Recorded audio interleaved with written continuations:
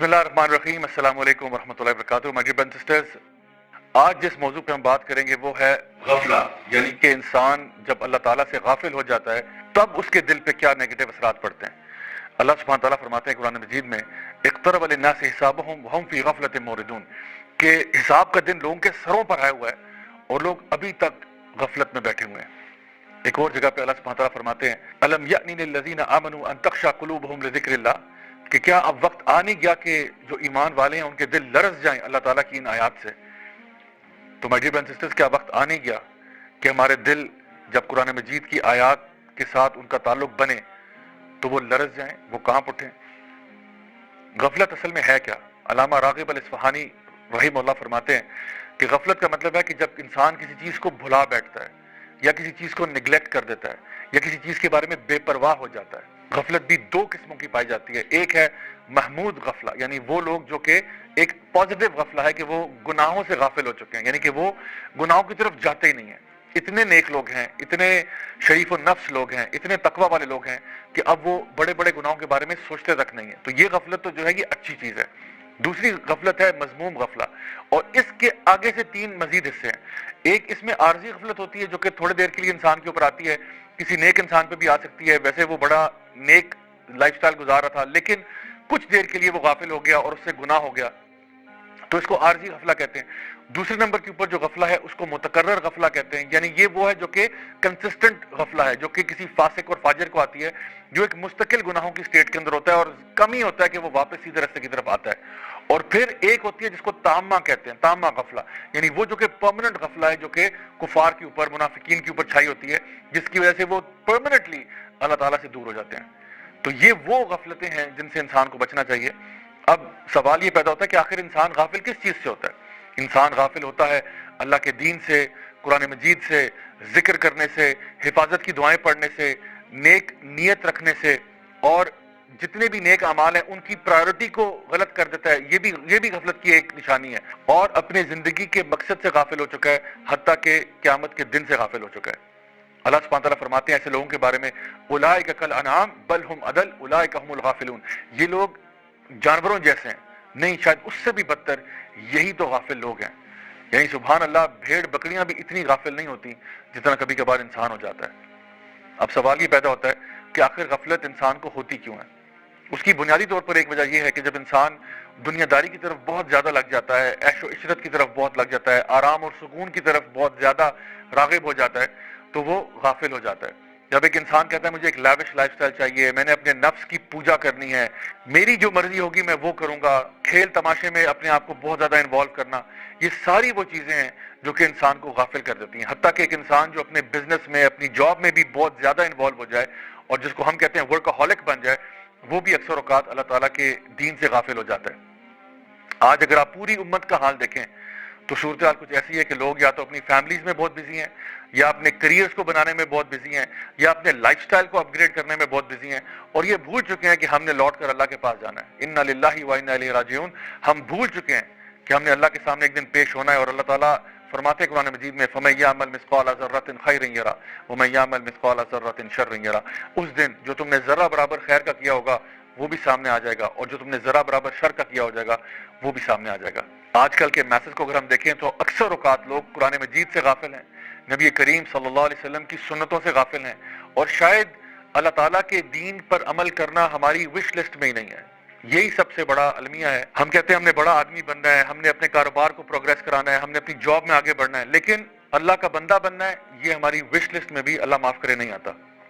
अब असल में जो गफलत की स्टेट में इंसान चला जाए, जिसका दिल गाफिल हो जाए, उसके ऊपर पनिशमेंट्स क्या हैं? उलमा इसके बारे में बयान करते हैं कि ऐसा शख्स जो है उसकी पनिशमेंट दुनिया में भी होती है और आखिरत में भी होती है। ऐसा शख्स जो है उसकी ज़िंदगी से अल्लाह ताला बरकतों को उठा लेते हैं, उसकी दुआएं कबूल नहीं होती, शैतान उसके ऊपर हावी हो जाता है और वो बदतरीन अंजाम की तरफ पहुंचता है। यानी कि उसका जो अंजाम दुनिया में भी होता है वो बहुत बुरा होता है, आखिरत में तो बुरा होगा ही होगा। अल्लाह सुब्हानहू व तआला ने बनी इसराइल का जिक्र किया कुरान मजीद में सूरह अल-बकरा के अंदर, या बनी इसराइल उज़्कुरू निअमती अल्लती अनअमतु अलैकुम व अन्नी फद्दलतुकुम अलल आलमीन, कि ए बनी इसराइल याद करो कि अल्लाह ताला ने तुम्हारे ऊपर कितनी नेमतें की थी और तुम्हें तमाम आलमीन के ऊपर फजीलत अता फरमाई। تو بنی اسرائیل کا واقعہ قرآن مجید میں اسی لیے بتایا گیا کہ وہ بڑے اللہ کے نیک لوگ ہوا کرتے تھے، بڑے چوزن لوگ تھے اللہ تعالیٰ کے، لیکن چونکہ وہ غافل ہو گئے اپنے مشن سے، اپنے ویژن سے، اللہ تعالیٰ کی طرف قریب جانے سے، تو اللہ تعالیٰ نے ان کو برباد کر دیا، اور وہ لوگ ہو گئے جن پہ اللہ تعالیٰ کا غضب نازل ہوا۔ My dear brothers and sisters, بالکل اسی طرح سے اللہ سبحانہ تعالیٰ سورہ آل عمران کے اندر مسلمانوں کو اب یہ ٹائٹل دیتے ہیں یہ کہہ کر، کنتم خیر امۃ اخرجت للناس تأمرون بالمعروف وتنہون عن المنکر وتؤمنون باللہ، کہ تم اے مسلمانوں اب بہترین امت ہو۔ ایک زمانے میں بنی اسرائیل ہوا کرتے تھے، اب تم بہترین امت ہو، لیکن کیوں؟ جسٹ بیکاز تم ایک مسلمان فیملی میں پیدا ہو گئے اس لیے بہترین امت ہو؟ نہیں، اس لیے تم بہترین امت ہو اگر تم اپنے فریضے کو پورا کرو۔ تأمرون بالمعروف وتنہون عن المنکر وتؤمنون باللہ، تم لوگوں کو نیکی کا حکم دو، برائی سے روکو اور اللہ پر ایمان لاؤ۔ My dear brothers and sisters, تھوڑی دیر کے لیے سوچئے، کیا ہم اس فریضے کو پورا کر رہے ہیں؟ ہمارے سامنے اگر کچھ برا ہوتا ہے، کیا ہم اس کو اپنے ہاتھ سے روکتے ہیں؟ چلو ہاتھ سے روکنے کی استطاعت نہ صحیح، کیا اس کو زبان سے روک پاتے ہیں؟ چلو زبان سے بھی روکنے کی استطاعت نہ صحیح، کیا اس کو ایٹ لیسٹ دل میں برا سمجھتے ہیں؟ یا کیا ہم ایک ایسے معاشرے میں رہتے ہیں جہاں پہ ہم نے برائی کو برائی سمجھنا بھی چھوڑ دیا ہے؟ تو جان لیں کہ جس طرح پہلی قومیں برباد ہوئی ہیں، بالکل اسی طرح سے آج کی بھی قوم برباد ہو سکتی ہے اگر وہ اللہ تعالیٰ کے بتائے ہوئے دین کے اوپر نہیں چلے گی اور غفلت کی اس کنسسٹنٹ سٹیٹ کے اندر رہے گی۔ اب غفلت کو ہرانے کا طریقہ کیا ہے؟ My dear brothers and sisters, غفلت کو ہرانے کا طریقہ ایک ہے، اور وہ ہے علم حاصل کرنا۔ نبی کریم صلی اللہ علیہ وسلم نے جب موازنہ کیا ان لوگوں کا جو دین کا علم رکھتے ہیں بنسبت ان کے جو دین کا فہم نہیں رکھتے، تو آپ نے فرمایا ان کا ڈفرنس ایسا ہے جیسے کہ چاند اور تاروں کا، یعنی جو قرآن مجید کا علم رکھتا ہے، جو دین کی تعلیم حاصل کرتا ہے، اس کی مثال ایسے جیسے چاند کی ہے، آسمان پر کلیئر نظر آ رہا ہے، اور جو باقی لوگ ہیں، عام لوگ، عبادت گزار قسم کے جو لوگ ہیں جن کے پاس دین کا فہم نہیں ہے، وہ تاروں کی مانند ہے۔ اور آپ نے فرمایا کہ تم میں سے جو علم والا ہے اور جو علم نہیں رکھتا، اس کی مثال ایسے ہے کہ جیسے میری یعنی کہ نبی کریم صلی اللہ علیہ وسلم کا اگر مقابلہ کیا جائے امت کے سب سے ادنا شخص کے ساتھ، یہ مقابلہ ہے اگر آپ دیکھیں جو علم حاصل کرنے والے ہیں۔ حتیٰ کہ احادیث مبارکہ میں یہ بھی آتا ہے کہ جو لوگ علم سیکھنے کے لیے نکلتے ہیں، زمین و آسمان کے چرند پرند حیوانات، حتیٰ کہ سمندر کے اندر مچھلیاں بھی ان کے لیے دعائیں کرتی ہیں، اور جب وہ اپنے گھروں سے نکلتے ہیں علم سیکھنے کے لیے، قرآن مجید کا علم سیکھنے کے لیے، احادیث مبارکہ کا علم سیکھنے کے لیے، تو فرشتے ان کے آگے اپنے پروں کو بچھا دیتے ہیں۔ اللہ اکبر! کیا آپ سوچ سکتے ہیں کتنا زبردست پروٹوکول ملتا ہے ان لوگوں کو جو دین کا علم حاصل کرنا چاہتے ہیں؟ اور جو شخص بھی دین کا علم حاصل کرنے کے لیے نکلتا ہے وہ اصل میں اللہ کی راہ میں جہاد کر رہا ہوتا ہے۔ تو آج سے آپ فیصلہ کریں انشاءاللہ کہ ہم لوگ اپنے آپ کو اس غفلت سے نکالیں گے۔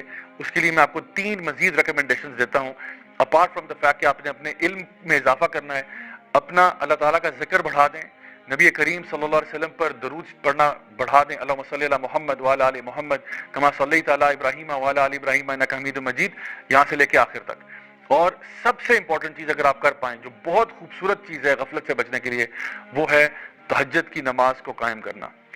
My dear brothers and sisters, اگر ان چیزوں کو آپ فالو کر لیں تو یقین جانیے آپ غفلت سے باہر نکل سکتے ہیں، اور انشاءاللہ الرحمن اللہ تعالیٰ آپ کو دین کا فہم عطا فرمائے گا۔ Until next time, this is me, Raja Ziaulak, signing off. Wassalamu alaikum wa rahmatullahi wa barakatuh.